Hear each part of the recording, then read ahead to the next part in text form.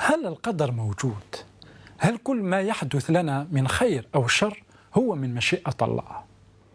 إن الكثيرين يؤمنون أن كل شيء يحدث راجع إلى القدر أو المكتوب كما يسميه البعض. إن مشيئة الله هي أن نحيا، فإذا نحن أحياء اليوم لأن الله أراد ذلك، وأكثر من ذلك يريدنا أن نعيش للأبد لأننا خلقنا من أجل الأبدية.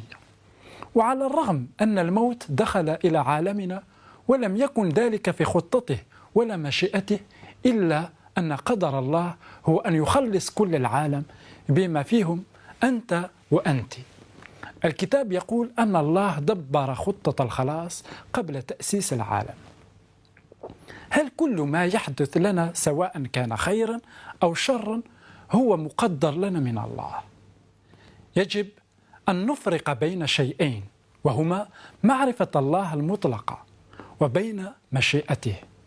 فالله يعرف كل شيء قبل حدوثه، ولكنه لا يريد الموت والمجاعات والحروب والمآسي التي تحدث في عالمنا.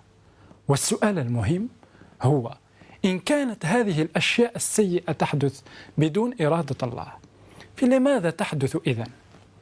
والإجابة هي أن الله لا يجبر أحدا على فعل مشيئته، ولا يحرمنا من إرادتنا ولا من حرية الاختيار.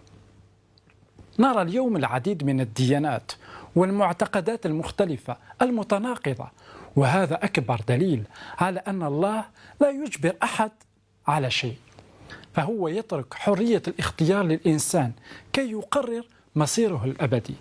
الله يريد أن يجذب العالم إليه بمحبته كي تختاره بإرادتك الحرة، فلا تعطي حريتك لأي إنسان، بل دع الله يسير أمور حياتك ولن تندم على ذلك أبداً.